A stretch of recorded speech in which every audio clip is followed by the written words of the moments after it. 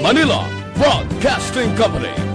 Sa balita, komentaryo, isyu, serbisyo publiko. Sa Bacolod, Aksyon! Aksyon Reports, second portion.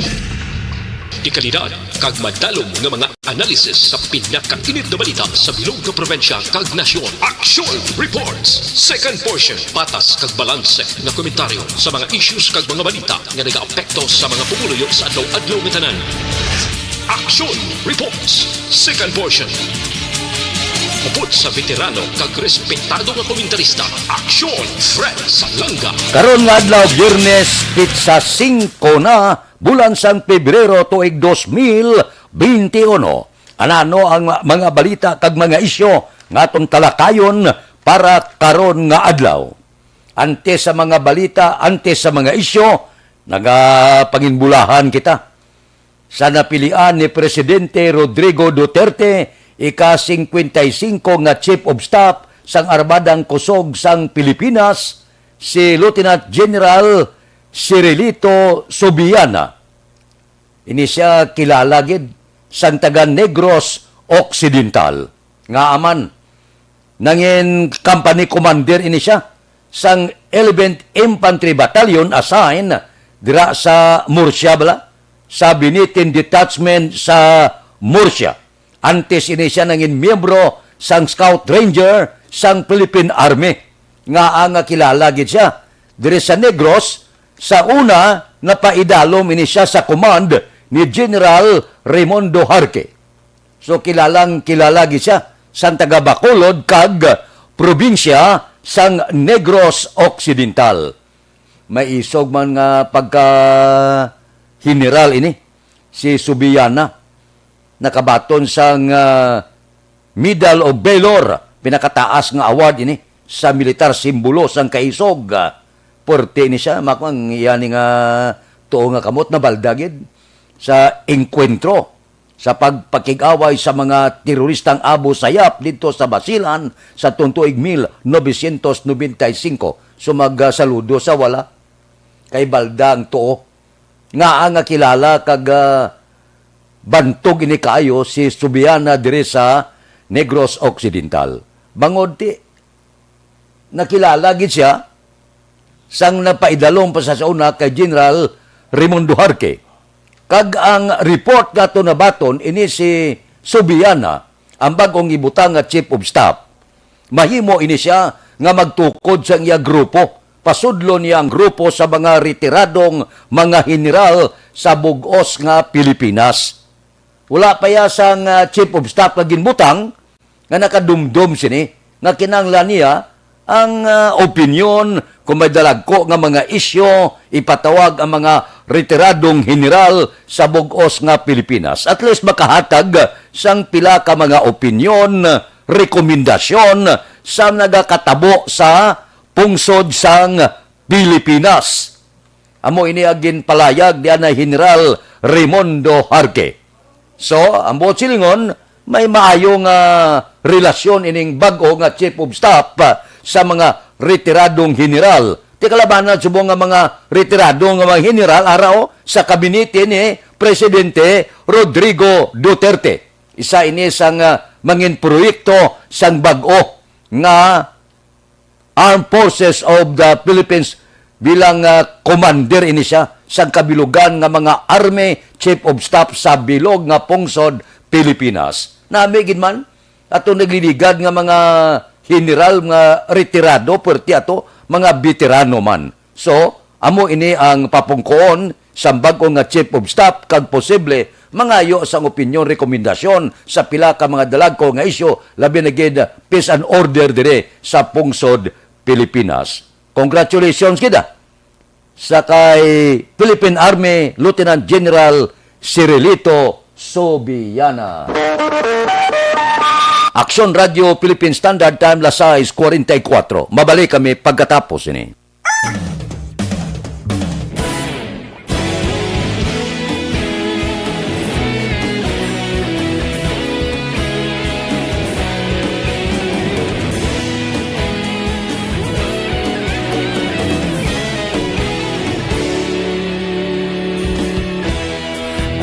Masang banwa, mabugnaw nga hangin nagadapyan na.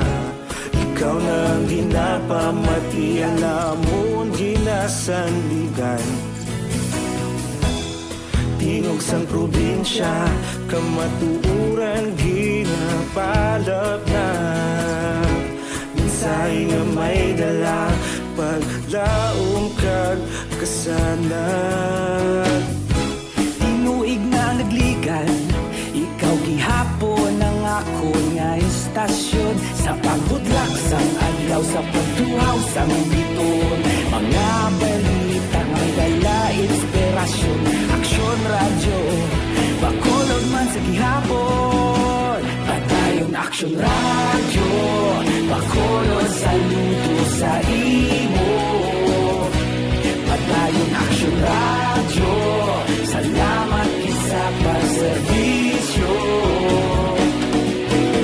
Patas kag balanse, patuod nga mensahe, wala sang ginadang pilihan. Padayon aksyon radyo.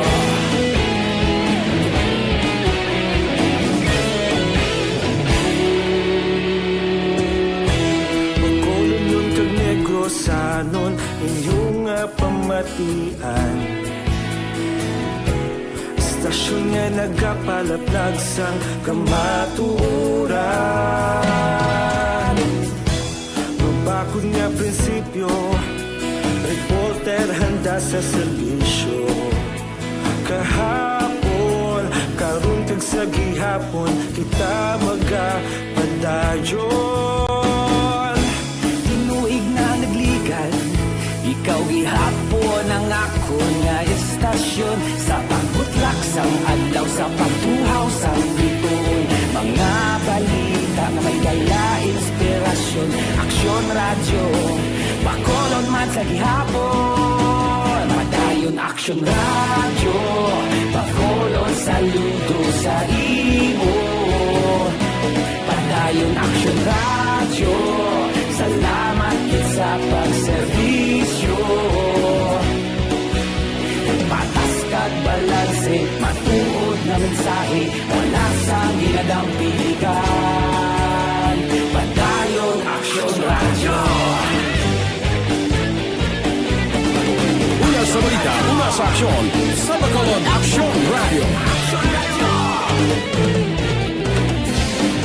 Una sa balita, una sa aksyon, sa Bacolod Aksyon Radio. Kita ulog na na'y sinsan ang mga kalinlangan. Responsable na pagbalita, pagdayon na ipalak na. Malasig pero sigurado, aksyon na may dalang at palanggan.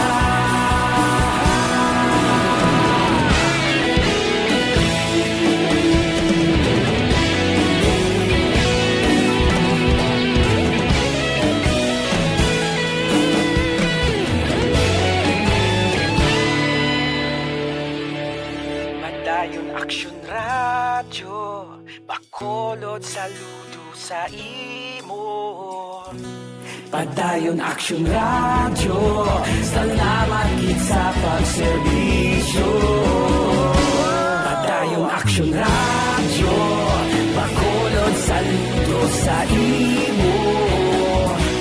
Padayon aksyon radyo, salamat gid sa pagserbisyo.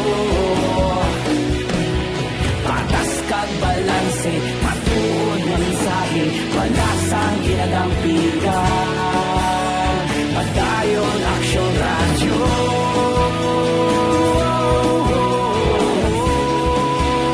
Padayon aksyon radyo.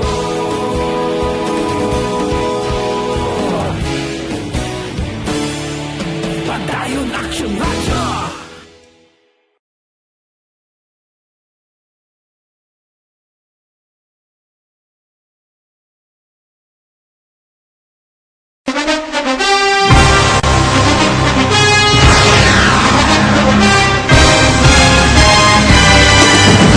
Mga balita nga una nabatian, mga impormasyon nga nakaapekto sa pagpangabuhi sang tanan. Drama nga naghatag kabuhi sa istorya sang paglaom, paghigugma kag pagpasimpalan. Serbisyo nga makatalandog balatyagon kag nagbunga sang pagsanyon. Istasyon sang tanan sa sulod na sang 51 katuig. Istasyon nga hindi kamo pagkalipatan. Pito ka mga kongresista, isa ka gobernador, ang araw sa nagkulist, sampedaya, yung pamangkot to nagligad para pamaninga linaw wagay sa ngalan wala to naman nga maglapit na lang ang eleksyon pagwa. Sakit lang kung kayo nga katapos ang media nga mag-report lang sa senaryo, kadisan mahatagan kamo tsansa nga makapalayag sa inyo hibubunot batok sa pulis. Jaya kontra Wala mo niya tsansa mo. Nagpasarhag na ang kamera. Wala ang ila counterpart sa Senado. Nagpabungol-bungol. Kamuda daw ga pinagusto lang sa kamera. Insult. Aksyon Radio Philippine Standard Time Lasay 50. Ang arangkada sang pila ka mga operator, pila ka nagapanag-iya sa salakyan, ang otsining karset balangan ang ining ideya karon sang LTO din pattern man ini sa iban nga mga kapungsuran. Galing diri sa pungsod Pilipinas, daw kabudlay pabatunon. Sa iban nga pungsod, ginagamit na ini, nga aman. Sa iban nga pungsod, ang mga salakyan dito, may mga karsit gid ang kabataan. Kay para sa ila, basi bala kon wala man gid pangayo, may aksidenteng matabo, kon wala sang karsit ang kabataan, delikado, maglupad bala. Ambot silingon grabe gid ang maagyan nga aksidente sa kabataan kung wala sang karset daw patal bala ang matabo nga aksidente. Kaya ang panawag sila dito, karset save lives. Ang ila tuya nga kung may karset ka, makaluwas sa kabuhi sa kabataan. Tidiri galing sa aton ya, daw kabudlay pabatunon.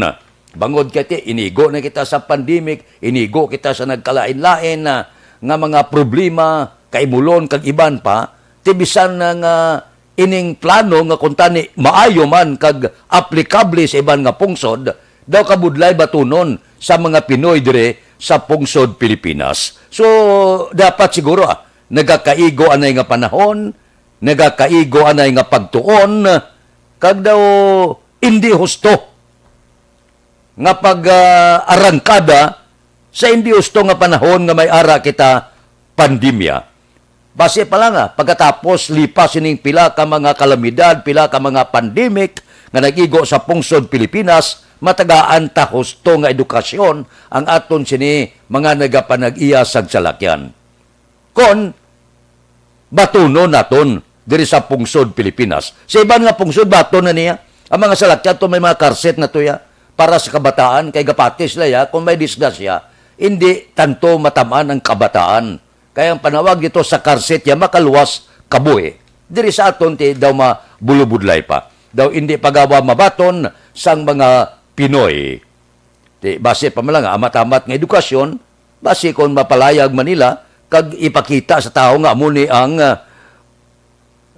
kapuslanan sang karset nga kon pananglitan may aksidente, hindi matamaan ang kabataan. Daw wala lang igo sa husto nga panahon Aksyon Radio Philippine Standard Time Lasay 53. Mabalik kami pagkatapos ini.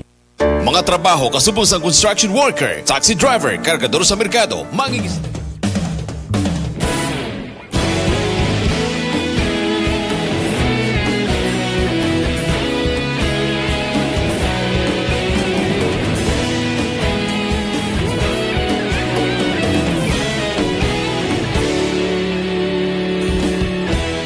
Agapasumbanwa, mabugnaw nga hangin nagadapyan na. Ikaw nang ginapamati ang namon ginasandigan. Tingog sang probinsya, kamatuuran ginapalak na. Mensahe nga may dala, paglaong kag kasanan. Tinuig na nagligan, ikaw gihapon ang ako nga istasyon. Sa pagbutlak sang adlaw, sa pagduhaw sang biton. Mga balita nga dala inspirasyon, Aksyon Radio radyo, bakolod man sa gihapon. Padayon Aksyon radyo, bakolod saludo sa imo. Padayon Aksyon radyo, salamat sa pagserbisyo. Patas kag balanse, matuod nga mensahe, wala sang hinagang pilihan. Padayon Aksyon radyo.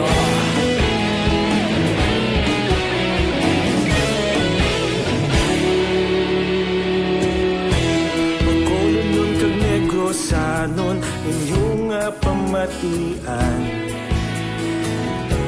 Istasyon nga nagapalaplag sang kamaturan. Mabakod nga prinsipyo, reporter handa sa serbisyo. Kahapon, karon kag sa gihapon, kita magapadayon. Tinuig na nagligan, ikaw gihapon ang ako nga istasyon. Sa pagbutlak sang adlaw, sa pagtuhaw sang bituon, mga balita na may dala inspirasyon. Aksyon radyo, bakolod man sa gihapon. Padayon Aksyon radyo, bakolod saludo sa imo. Padayon Aksyon radyo, salamat kit sa pagserbisyo. Patas kag balanse, matuod nga mensahe, wala sa ginagang piligan. Padayon Aksyon radyo. Una sa balita, una sa aksyon, sa Bacolod Aksyon Radio. Una sa balita, una sa aksyon, sa Bacolod Aksyon Radio. Kita ulog na na'y sagsang ano nga kahintangan. Responsable na pagbalita, kagayon na ipalat na. Malasig pero sigurado, aksyon na may dalang pagpalangga.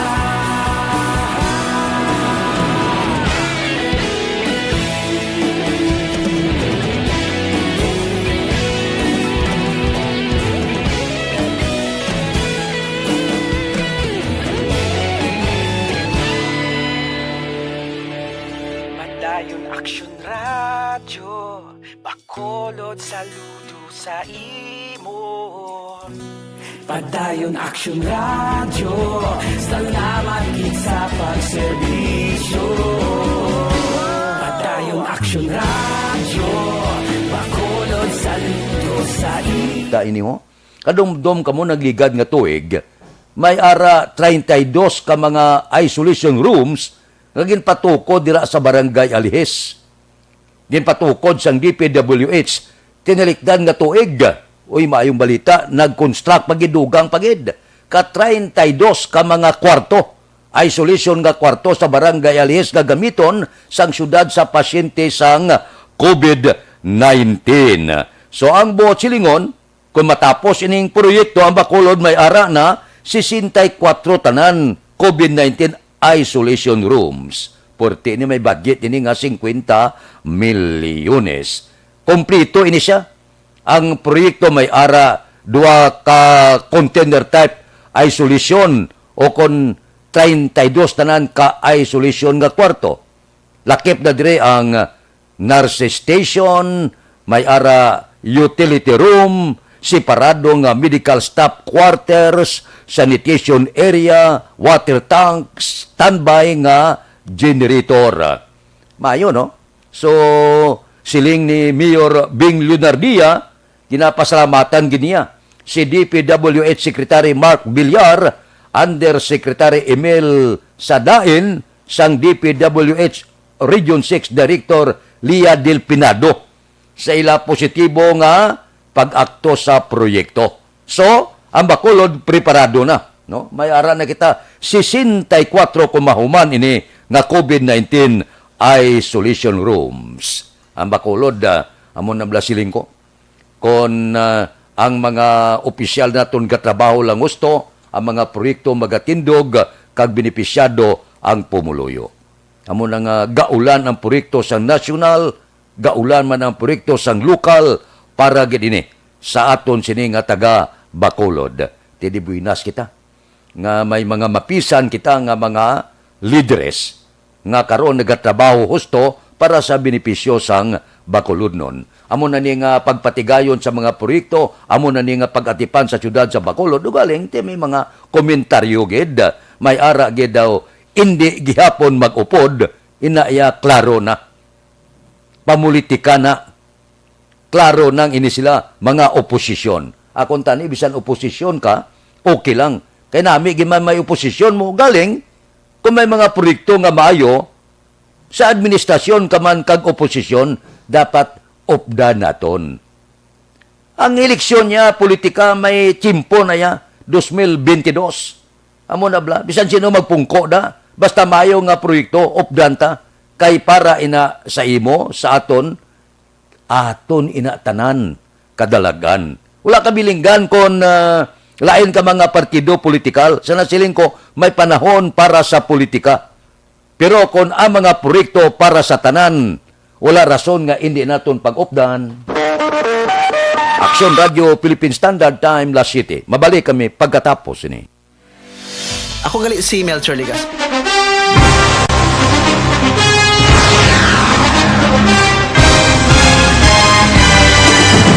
Mga balita nga una nabatian, mga impormasyon nga nakaapekto sa pagpangabuhi sang tanan, drama nga naghatag kabuhi sa istorya sang paglaom, paghigugma kag pagpasimpalan, serbisyo nga makatalandog balatyagon kag nagbunga sang pagsanyon, istasyon sang tanan sa sulod na sang 51 ka tuig, istasyon nga hindi kahupag kalipatan. Pito ka mga kongresista, isa ka gobernador, ang araw sa nagkulist, sampedaya, yung pamangkot to nagligad para pamaninga ning nawawagay sa ngalan wala to naman nga maglapit na lang ang eleksyon pagwa. Sakit lang kung kayo nga katapos ang media nga mag-report lang sa senaryo, kabisan mahatagan kamo tsansa nga makapalayag sa inyo hibubunot batok sa pulis. Jaya kontra Wala niya tsansa mo. Nagpasarhag na ang kamara. Wala ang ila counterpart sa Senado. Nagpabungol-bungol. Kamuda daw ga pinagusto lang sa kamara. Insulto sa Senado. Una sa balita, una sa aksyon, Sabado, Aksyon Radio.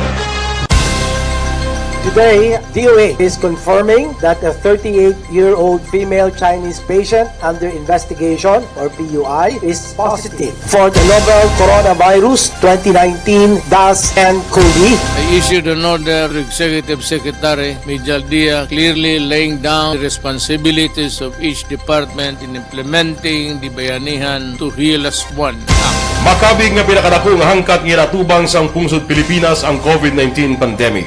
Tanan nga sektor ang apektado. Tanan nga kinahanglan sang pagtamod kag nagakaigo nga pagserbisyo. Bisan pa ang industriya sang pagwaragwag nagapangatubang sang kaangay nga pagpanghangkat. Apang Aksyon Radio Bacolod wala nagbiya sa pagpangalagad sa kahanginan sa pihak sang kabudlayan, peligro kag risgo nga dulot sang pandemya.